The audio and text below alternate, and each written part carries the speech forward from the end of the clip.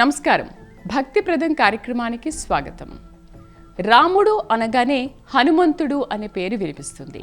శ్రీరాముడు మంచి రాజు అంటే ఠక్కున హనుమంతుడు నమ్మిన బంటు అంటారు.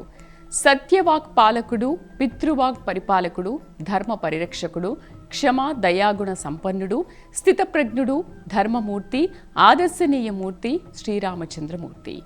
ఆదర్శ భర్తగా, ఆదర్శ కుమారుడి, ఆదర్శ సోదరుడిగా, ఆదర్శ పాలకుడిగా మానవుడు ఎలా జీవించాలో తన జీవనం ద్వారా చూపించిన మహోన్నత మర్యాద పురుషుడు శ్రీరాముడు.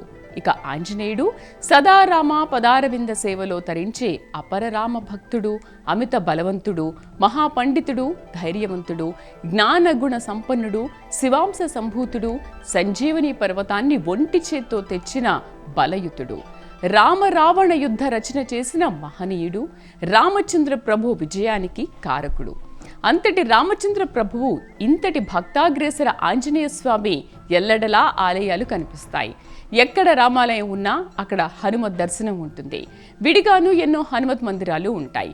వీధి వీధిన 4 రోడ్ల కూడలిలో ఎక్కడైనా ఆంజనేయ విగ్రహాలు కనిపిస్తాయి. భారీ ఆంజనేయ విగ్రహాలు, బుజ్జి ఆంజనేయ విగ్రహాలు ఎన్నెన్నో దర్శనమిస్తాయి. అయితే యావత్ దేశంలోనే ఒకే ఒక చోట హనుమత్ రహిత రామాలయం ఉంది. అదే కడప జిల్లాలోని ఒంటిమిట్ట. ఎన్నో విశిష్టతల నిలయంగా పేరు సంతరించుకున్న ఒంటిమిట్ట కోదండ రామాలయంలో రాములోరి కళ్యాణ వేడుకలకు ఘడియలు దగ్గర పడుతున్నాయి. ఆ కన్నుల పండుగ వైభవంపై ప్రైమ్ 9 టీవీ ప్రత్యేక కథనం.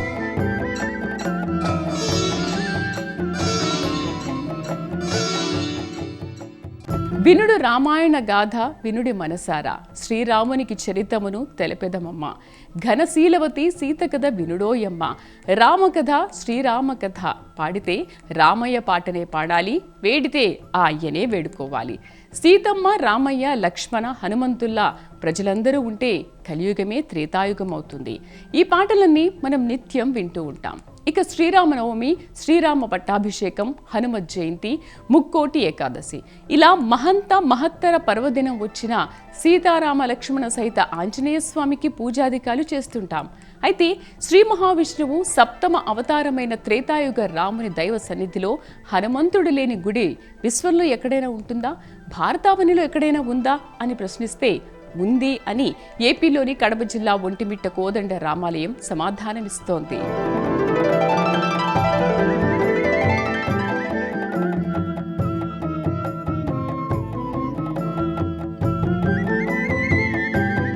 ఆలపించినా ఆలకించినా ఆనందం వెలికించే గాథ రామాయణ గాథ. జగదాభిరాముని పుణ్యచరిత, ఘనశీలవతి సీతామాత సౌశల్యత, ఇలా రామాయణ మహాకావ్యానికి చెందిన రామకథాంశ పాటలు ఎన్నో మనం నిత్యం ఆలకిస్తూనే ఉన్నాం. రామదేవుని దృశ్య కావ్యాలను తిలకిస్తూనే ఉన్నాం. ఎందుకు రామాయణం ఆదర్శనీయం? మానవ జీవితానికి ఆవశ్యకమైన ధర్మం, నైతిక విలువలు, ఆదర్శవంత అనుబంధాలు తెలియజెప్పిన మహాకావ్యం రామాయణం. పొగడ్తలు, ప్రశంసలకు విలువనీయకుండా విమర్శలు, అభిశంసలను సహృదయంతో స్వీకరించి అల్పుని వాక్ను సైతం సమస్త జనవాక్కుగా తీసుకుని తాను, తన కుటుంబం ఎన్ని కష్టాలు నష్టాలు ఎదుర్కొన్నా ప్రజానురంజక పాలనలో ఇసుమంతైనా తేడా లేకుండా ఆదర్శనీయ పాలకుడిగా శ్రీరామచంద్రుడు పేరు పొందాడు. అందుకే సర్వకాల సర్వవ్యవస్థల యందు ఎవరైనా ఎక్కడైనా ఎప్పుడైనా కోరుకునేది రామరాజ్య పాలన.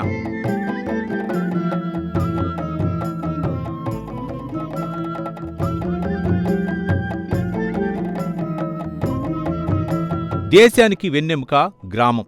గ్రామంలో తప్పక దర్శనమిచ్చేవి ఆలయాలు. ఆ ఆలయాల్లో తప్పక ఉండేది రామాలయం. పల్లెలు, పట్నాలు, నగరాలు ఇలా ఎక్కడైనా వాడవాడలా నెలకొని ఉండేది నిస్సందేహంగా రామాలయాలు. రామాలయం ఉంటే సీతారామ లక్ష్మణ సమేత ఆంజనేయస్వామి దర్శనమిస్తాడు.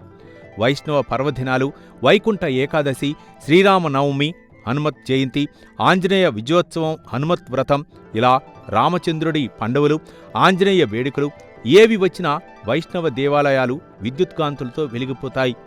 పూజాతికాలు, ఆధ్యాత్మిక, భక్తరస కార్యక్రమాలతో శోభిల్లుతాయి. భక్తజన వరదతో నిండిపోతాయి.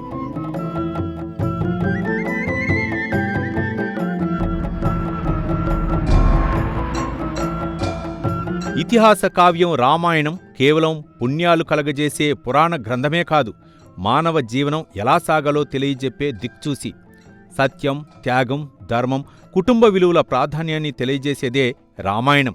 రామాయణాన్ని చదివినా, ఆలకించినా, గానం చేసినా, ఏ రూపంలో రామాయణం పేరు తలచినా పుణ్యఫలాలు వరద ప్రవాహంలా వచ్చి ముంగిట నిలుస్తాయి.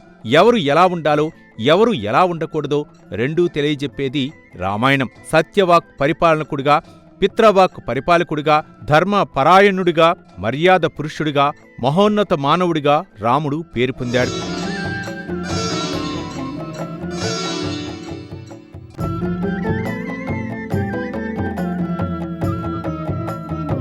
తల్లిదండ్రులను గౌరవించడంలో, మాతాపితరుల ఆజ్ఞ శిరసా వహించడంలో శ్రీరాముని మించిన వారు ఏ యుగాన, ఏ జగాన కానరావు.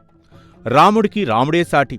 వ్యక్తిగత సౌకర్యాలకు, కుటుంబ సౌఖ్యాలకు కాక ధర్మానికి, సుపరిపాలన, సుభిక్ష పాలనకు ప్రాధాన్యమిచ్చిన ధర్మమూర్తి రామచంద్రుడు. ఎంతటి విపత్కర కష్టాల్లో సైతం ధర్మ మార్గం వీడని మహోన్నతుడు రామచంద్రుడు. తెల్లవారితే శ్రీరామచంద్రుడికి పట్టాభిషేకం జరగాల్సిన శుభ సందర్భంలో కైకేయి చెలికత్తె మందర చేసిన దుష్ట, దుర్మార్గ, దురుద్దేశ, దురాలోచన వల్లే అయోధ్యాపురి చిందరవందర అవుతుంది. స్వతహాగా రామచంద్రుని ఎంతో ఆప్యాయంగా చూసుకునే పినతల్లి కైకేయి మందర దుర్బోధల వల్ల రాముడికి వనవాసం, తన బిడ్డ భరతుడికి పట్టాభిషేకం చేయాలని తన భర్త దశరథ మహారాజును కోరరాని కోరికలు కోరుతుంది. దేవాసుర యుద్ధంలో దశరథుడికి సహాయ సహకారం అందజేసినప్పుడు కైకేయికి దశరథుడు ఇచ్చిన వరాలు ఇప్పుడు శాపాల్లా పరిణమించాయి.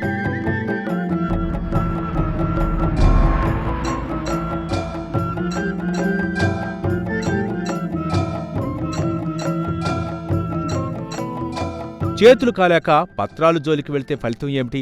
జరగాల్సిన అనర్థాలు జరిగిపోయాయి. భరతుడు బాధపడినా, రాముణ్ణి వేడుకున్నా ప్రయోజనం లేకపోయింది. పితృవాక్ పరిపాలకుడైన రాముడు పినతల్లి కోరికకు అనుగుణంగా తండ్రుల ఆజ్ఞకు భావించి 14 ఏళ్ల వనవాసానికి రాముడు సీతా సమేతంగా బయలుదేరాడు. రామానుజుడు, లక్ష్మణుడు వారి వెంట నడిచాడు. దండకార్యంలో సీతారామ లక్ష్మణులు వనవాసం చేస్తుండగా ఒక ప్రాంతంలో ఋషులను బాధిస్తున్న రాక్షసులు కనిపించారు. తాము చేపడుతున్న యజ్ఞయాగాలను అసురులు ధ్వంసం చేస్తున్నారని, రాక్షస బారి నుండి తమ యజ్ఞయాగాలను కాపాడమని మృకుండముని, ఋష్యశృంగి మహర్షి రామలక్ష్మణులను అభ్యర్థిస్తారు.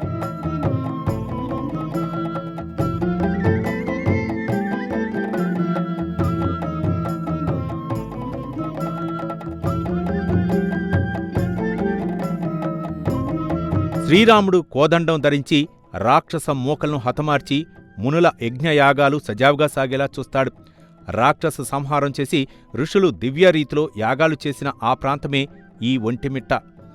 రామాయణ గాథ అనే మాట వినిపిస్తేనే టక్కున హనుమంతుడు గుర్తుకు వస్తాడు. ఏ రామాలయంలోనైనా హనుమత్ దర్శనం ఉంటుంది. అయితే రామాలయం కాకపోయినా విడిగా ఆంజనేయస్వామికి ఆలయాలు ఉంటాయి. రోడ్ల కూడళ్లలో, వీధుల్లో, వాడల్లో ఎక్కడైనా ఆంజనేయ విగ్రహాలు దర్శనమిస్తాయి. ఆంజనేయ ఆలయాల్లో ఏకాంజనేయ విగ్రహాలు ఉండవచ్చు, కానీ రామాలయం ఉందంటే అక్కడ హనుమంతుడు ఉండి తీరాల్సిందే.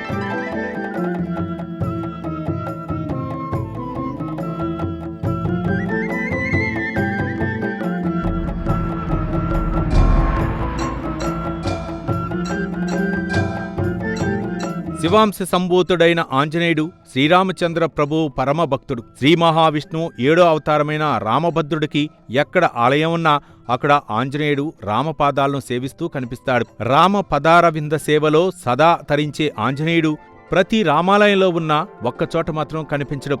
అదే అతి ప్రాచీన ఒంటిమిట్ట పుణ్యక్షేత్రం. ఈ పవిత్ర క్షేత్రం ప్రధాన ఆలయంలో సీతారామలక్ష్మణ దివ్య శోభిత విగ్రహాలు తప్ప ఆంజనేయస్వామి విగ్రహం కనిపించదు. అపర రామభక్తుడైన ఆంజనేయుని మెడలో వజ్రాల హారం ఒక్క రామచంద్రునికి తప్ప ఎవరికీ కనిపించదు.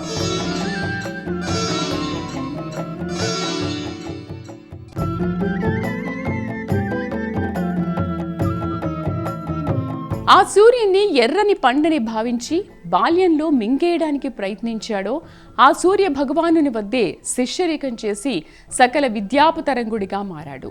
ఒంటి చేత్తో సంజీవని పర్వతాన్ని పైకెత్తి తీసుకొచ్చాడు. లక్ష్మణుని మూర్ఛ నుంచి తెప్పరిల్లేలా చేశాడు. సముద్రాన్ని లంఘించి సీతామాత జాడ కనుక్కున్నాడు.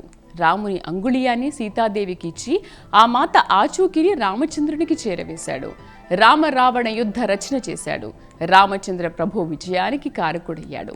ఇన్ని విజయాలు సాధించినా తాను రాముడికి సేవకుడిగా, సుగ్రీవునికి మంత్రిగా ఉన్నాడు తప్ప ఏ పదవులు కోరుకోలేదు.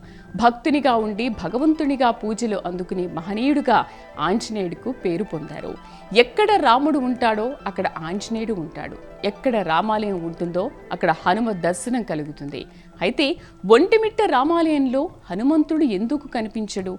ఎక్కడా లేని విధంగా హనుమత్ రహిత కోదండ రామాలయానికి సంబంధించిన చరిత్ర ఏమిటో ఇప్పుడు చూద్దాం.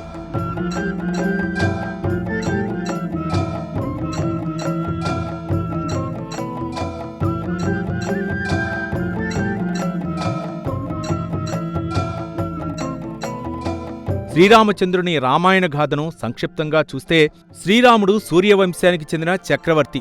అయోధ్య రాజ్య పాలకుడు దశరథ మహారాజు కౌసల్యాదేవిల కుమారుడు. శ్రీహరి సర్వోత్తమ, సర్వోన్నత దైవమైన సమస్త శాస్త్రాలు చెబుతున్నాయి. ఆ శ్రీ మహావిష్ణువు సప్తమ అవతారమే రామావతారం.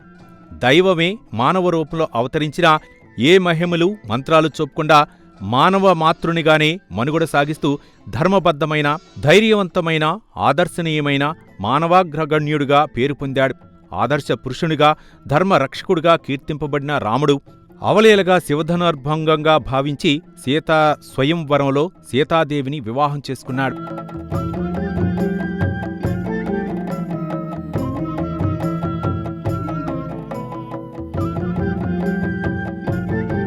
ఏకపత్నీ వ్రతుడిగా, సత్యసంధుడిగా రాముడు కీర్తి గడించాడు. దుష్ట రావణుడు మాయోపాయంతో సీతామాతను అపహరించి అశోకవనంలో ఉంచినప్పుడు శోకమూర్తిగా ఉన్న సీతామాత జాడను హనుమంతుడు తెలుసుకుని తన స్వామికి తెలియజేస్తాడు. రామ రావణ యుద్ధానికి రచన చేస్తాడు. రాముడు రావణ్ణి సంహరించి లంకారాజ్యాన్ని రావణుడి సోదరుడు విభీషణునికి అప్పగించి తాను సమేతంగా అయోధ్యపురికి చేరుకుంటాడు. ఈ ఘట్టాలు జరక్కముందే, హనుమంతుడు రామలక్ష్మణులకు పరిచయం కాకముందే సీతారామలక్ష్మణులు నడియాడిన ప్రాంతంగా పేరొందిన పుణ్యక్షేత్రం ఒంటిమిట్ట పుణ్యక్షేత్రం.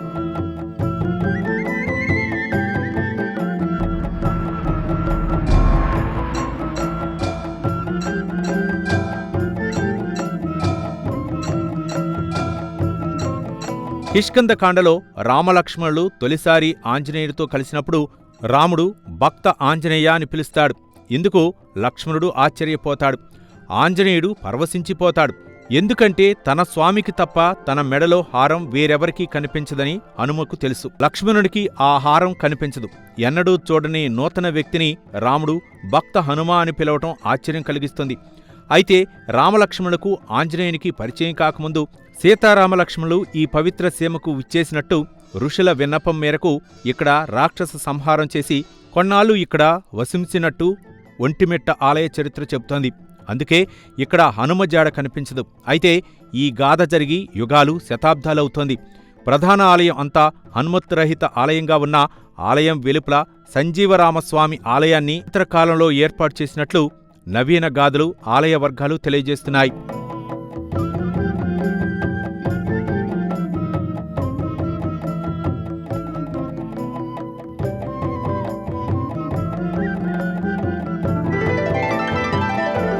దేవగణాల్లో గురు శిష్య సంబంధాలు గమనిస్తే అణిమ, మహిమ అదిగా గల అష్టశక్తులతో పాటు ఎన్నో అపార శక్తులు విద్యలో తెలిసినవాడు పరమేశ్వరుడు. పరమేశ్వరుడి ప్రియశిష్యుడు, ప్రత్యక్ష నారాయణుడైన సూర్యనారాయణుడు పరమశివుని వద్ద సమస్త విద్యలు సూర్యదేవుడు నేర్చుకున్నాడు.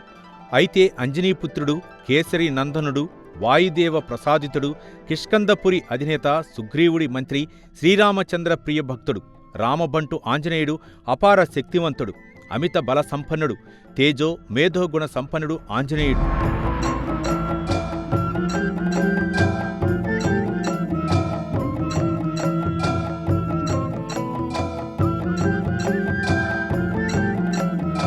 సుందర తేజోమయుడైన హనుమంతుడి మేము ఇంద్రుని వజ్రాయుధ దెబ్బకు రూపు మారింది. ఇందుకు సంబంధించిన ఆసక్తికర పురాణగాథ ఒకటి ఉంది. బాల్యదశలో ఉన్న హనుమంతుడికి ఆకలివేయగా ఆకాశంలో అరుణవర్ణంలోని సూర్యుడు కనిపించాడు. అయితే ఎర్రగా మెరిసిపోతున్న సూర్యబింబాన్ని ఏదో ఫలంగా భావించి ఆకాశానికి ఎగిరి వాయువేగంతో సూర్యుని సమీపించబోయాడు. రాహుకేతువులు, జగన్మోహిని, సూర్యచంద్రులు, అమృతానికి సంబంధించిన కథ మనకు తెలుసు. జగన్మోహిని రూపంలో శ్రీ మహావిష్ణువు అమృతాన్ని దేవగణాలకు పంచుతుండగా ఆ వరుసలోకి రాహు, కేతు, రాక్షసగణాలు వచ్చి చేరటం, సూర్యచంద్రులు ఈ విషయాన్ని విష్ణువుకు చెప్పటం, జగన్మోహిని రూపంలోని విష్ణువు తన సుదర్శన చక్రాన్ని రాహుకేతువులపై ప్రయోగించడంతో వారు అమృతాన్ని అప్పటికే సేవించడంతో వారు జీవితులు కావటం, సూర్యచంద్రులపై పగ పెంచుకొని వారిని మింగటం మనం గ్రహణాలుగా వాటిని భావించడం జరుగుతుంది కదా.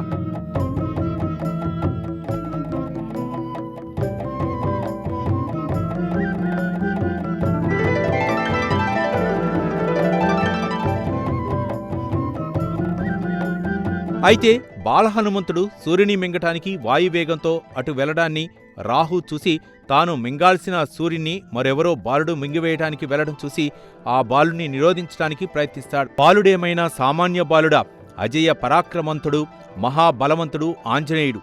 హనుమంతుడు రాహును తుక్కుతుక్కుగా ఓడించి తాను సూర్యుని వైపునకు ప్రయాణమయ్యాడు. అయితే రాహువు ఇంద్రుని ప్రార్థించి ఆ బాలుని అడ్డుకోమని కోరతాడు.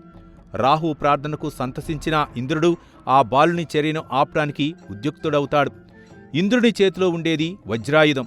దాన్ని ప్రయోగిస్తే ఎంతటి బలశాలైనా మటుమాయం కాక తప్పదు. అయితే ఇంద్రుడు హనుమంతునిపై ప్రయోగించిన వజ్రాయుధం హనుమంతుడికి గాయం కలిగించింది తప్ప నిర్మూలించలేకపోయింది. వజ్రాయుధ ధాటికి తట్టుకుని నిలబడగలిగిన ఏకైక యోధుడు ఆంజనేయుడే. అయితే వజ్రాయుధ ధాటికి హనుమంతుడి మేముకు గాయమైంది. అందుకే హనుమమేములో ఆ వాపు కనిపించి మూతి ఎత్తుగా ఉంటుంది.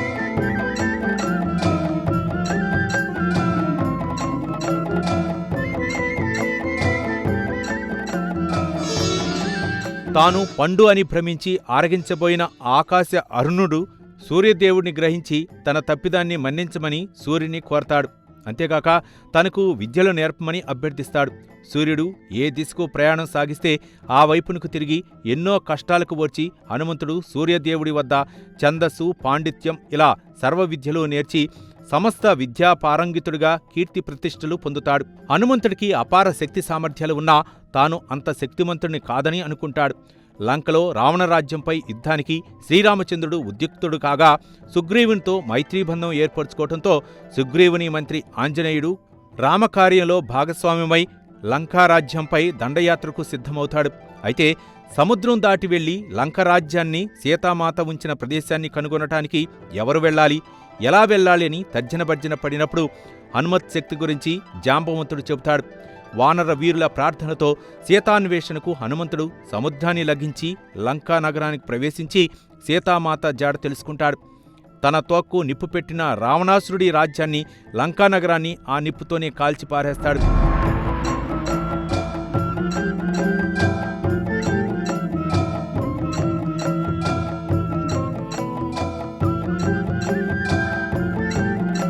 ఒంటి చేత్తో సంజీవిని పర్వతాన్ని పైకెత్తి తీసుకొచ్చాడు. లక్ష్మణుడి మూర్ఛ నుంచి తెప్పరిల్లేలా చేశాడు. సముద్రాన్ని లంఘించి సీతామాత జాడ కనుక్కున్నాడు. రాముని అంగుళీయాన్ని సీతాదేవికిచ్చి ఆ మాత ఆచూకిని రామచంద్రుడికి చేరవేశాడు. రామ రావణ యుద్ధ రచన చేశాడు. రామచంద్ర ప్రభు విజయానికి కారకుడయ్యాడు. ఇన్ని విజయాలు సాధించినా తాను రాముడికి సేవకుడిగా, సుగ్రీవునికి మంత్రిగా ఉన్నాడు తప్ప ఏ పదవులు కోరుకోలేదు. కిష్కింధకాండ, అరణ్యకాండకు ముందే సీతారామ లక్ష్మణులు ఋషి పొంగవుల కోరిక మీద ఇక్కడి ఒంటిమిట్ట ప్రాంతానికి రావటం, రాక్షస సంహారం అనంతరం మునుల కోరికపై ఇక్కడ కొంతకాలం ఉండటం, అనంతరం సీతాన్వేషణకు బయలుదేరటం జరుగుతుంది.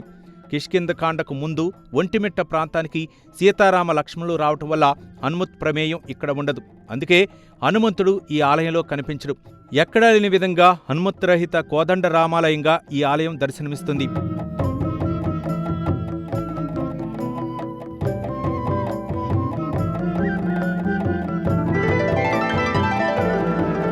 రూటే సపరేటు అని సరదా వ్యాఖ్యానాలు చేసుకుంటాం. అయితే ఒంటిమిట్ట అతి ప్రాచీన, అత్యంత పవిత్ర కోదండ రామాలయం ఎన్నో ప్రత్యేకతలతో ఈ సరదా వ్యాఖ్యలను నిజం చేస్తోంది.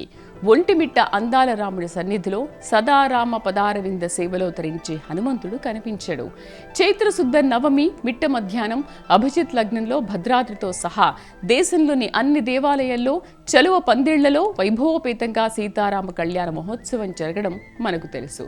అయితే ఒంటిమిట్టలో రాములోరి కళ్యాణ వేడుక ఆ రోజున కాకుండా వేరే రోజున జరుగుతుంది. అన్ని చోట్ల పట్టపగలు ఈ కళ్యాణ వేడుక జరిగితే ఒంటిమిట్టలో రాత్రివేళ జరుగుతుంది. వినూత్న రీతిలో అంబరాన్నంటేలా జరిగే ఒంటిమిట్ట రామయ్య కళ్యాణ సంబరాలు ఎంతో సంభ్రమాశ్చర్యాలు కలిగిస్తాయి.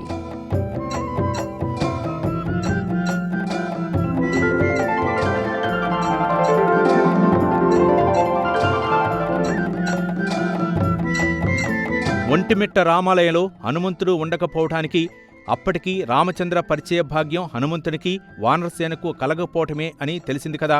ఇక ఒంటిమిట్ట రామాలయం అన్నింట్లో ఎలా ప్రత్యేకతలు సంతరించుకుందో చూద్దాం.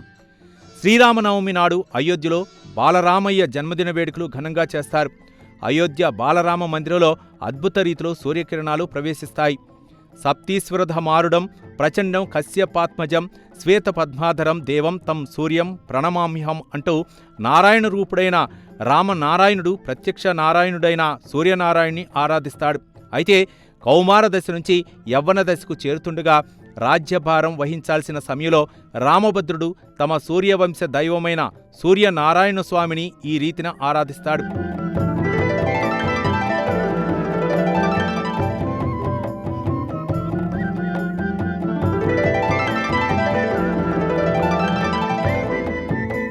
అయోధ్య రామమందిరంతో పాటు ఉత్తరాదిన శ్రీరామనవమిని బాలరామయ్య జన్మదినోత్సవంగా చేసుకుంటుండగా దక్షిణాదిన ప్రత్యేకించి భద్రాద్రిలో శ్రీరామనవమి వేడుకలు సీతారాముల కళ్యాణ మహోత్సవంగా చేస్తుంటారు. శ్రీరామనవమి నాడు బాలరాముని జన్మదిన వేడుకలు, సీతారాముని కళ్యాణ మహోత్సవ వేడుకలు వాడవాడలా వేడుకగా జరుగుతాయి. తెలంగాణ రాష్ట్రంలోని భద్రాచలంలో కన్నుల పండుగగా శ్రీరామనవమి వేడుకలు జరుగుతాయి. శ్రీరామనవమి, సీతారాముల కళ్యాణ మహోత్సవంలో ముత్యాల తలంబ్రాలు వేడుగ్గా భద్రాద్రి పుణ్యక్షేత్రంలో కన్నుల పండుగగా అత్యంత భక్తిప్రదంగా సాగుతుంది. సాధారణ తలంబ్రాలకు భిన్నంగా సుగంధభరితంగా సువర్ణ రీతిగా గులాబీ వర్ణంలో ముత్యాల తలంబ్రాలు దర్శనమిస్తాయి. సీతారామ కళ్యాణ మహోత్సవం ముత్యాల తలంబ్రాలు పొందటానికి భక్తులు పోటీ పడతారు.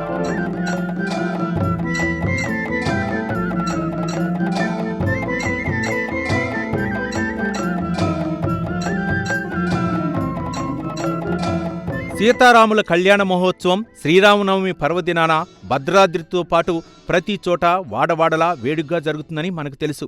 అయితే ఒంటిమిట్ట మహాపుణ్యక్షేత్రంలో ఈ వేడుక భిన్నమైన రీతిలో జరుగుతుంది.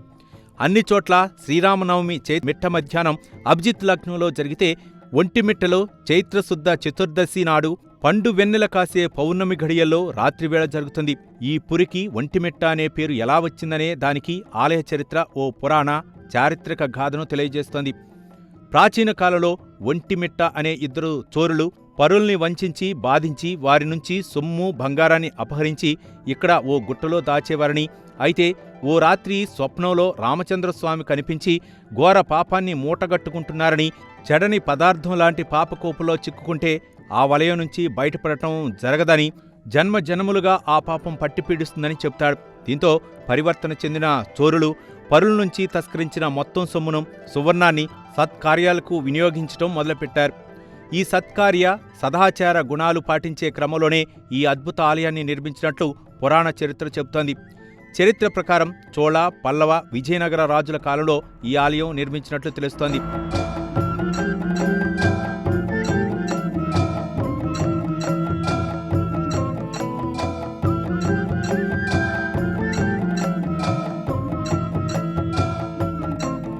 ఆంధ్ర అయోధ్యగా బాసిల్లుతున్న ఒంటిమిట్ట ఏపీ కడప జిల్లాలో నెలకొని ఉంది. ఇక్కడ నలుదిక్కులా పచ్చని వనాలు హరిత శోభితంగా దర్శనమిస్తాయి. ఋషుల విన్నపంతో రాక్షస సంహారానికి కోదండం చేతపట్టి రాముడు ఇక్కడికి వేయించేయడంతో ఇక్కడ రామాలయం కోదండ రాముడి ఆలయంగా పేరొందిందని ఆలయ చరిత్ర చెబుతోంది.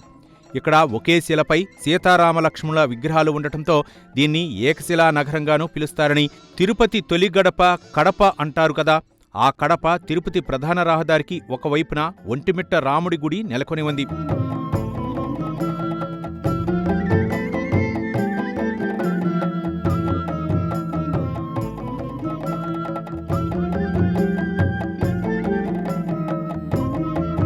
శిల్పకళా శోభితంగా దర్శనమించే ఒంటిమిట్ట కోదండరామస్వామి ఆలయంలో దివ్యమైన రీతిలో 3 గాలిగోపురాలు దర్శనమిస్తాయి.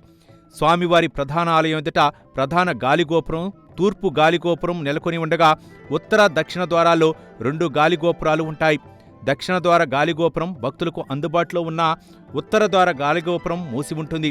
ముక్కోటి ఏకాదశి తదితర మహత్తర పర్వదినాల్లో ఉత్తర ద్వార దర్శన సమయంలో దీన్ని తెరుస్తారని ఆలయ వర్గాలు చెబుతున్నాయి. ఒంటిమిట్ట కోదండరామస్వామి ఆలయం చేరుకోవటానికి కడప ప్రధాన మార్గం. కడపకు సుమారు 25 కిలోమీటర్ల దూరంలో ఉన్న ఈ ఆలయానికి బస్సు, రైలు సౌకర్యాలు ఉన్నాయని ఆలయ వర్గాలు తెలియజేస్తున్నాయి. కడప బస్టాండ్ నుంచి రాజంపేట, తిరుపతి వైపు వెళ్లే బస్సులు, టాక్సీల్లో ఇక్కడకు చేరుకోవచ్చు. ఒంటిమిట్టలో రైల్వే స్టేషన్ ఉంది. అయితే ఇక్కడ కొన్ని ప్యాసింజర్ రైళ్లు ఆగుతాయి. కడప రైల్వే స్టేషన్లో దిగి రోడ్డు మార్గం ద్వారా వెళ్లవచ్చు. విమాన మార్గంలో కడపకు చేరుకుని ఇక్కడి నుంచి సుమారు 30-35 కిలోమీటర్ల దూరంలో ఉన్న ఒంటిమిట్ట రామాలయానికి రోడ్డు మార్గం ద్వారానూ చేరుకోవచ్చు.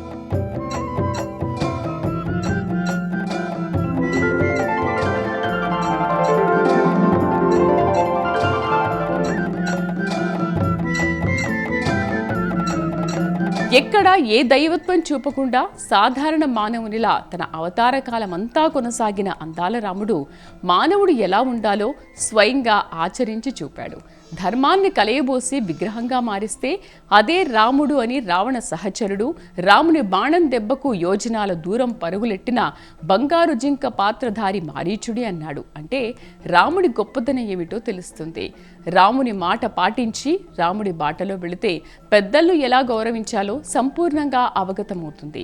తాను దేవుడు అని రాముడు తన అవతార కాలంలో ఎక్కడా చెప్పకపోయినా శ్రీరామచంద్రుడు దేవాది దేవుడు, దేవతా సార్వభౌముడు, అఖిలాండ కోటి బ్రహ్మాండ నాయకుడు, సకల భువన రక్షకుడు అని వేదాంగాలు, సర్వశాస్త్రాలు, సమస్త పురాణాలు స్పష్టంగా చెబుతున్నాయి.